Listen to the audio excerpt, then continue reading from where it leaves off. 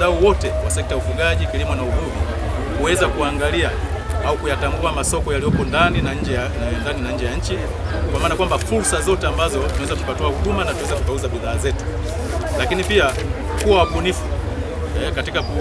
kupeleka hizo huduma na bidhaa mbalimbali, ambapo itasaidia sana kuongeza tija kwenye sekta zetu za ufugaji, kilimo pamoja na uvuvi. Na hapo sasa wote tunaweza tukajumuika na kuungana pamoja na serikali katika kutekeleza dira ya 2050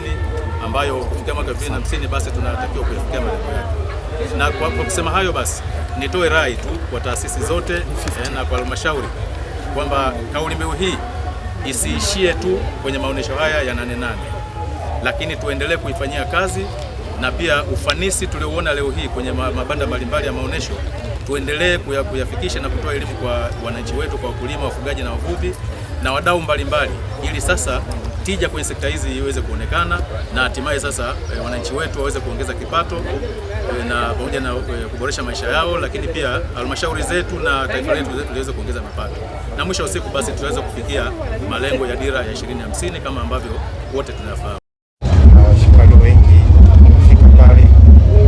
wanaweza kuzindua rasmi mwaka jana, lakini uzalishaji ushaanza toka 2022. Kwa teknolojia tulionayo katika 8/8 hii, kwanza kabisa ni kutoa elimu kwa wakulima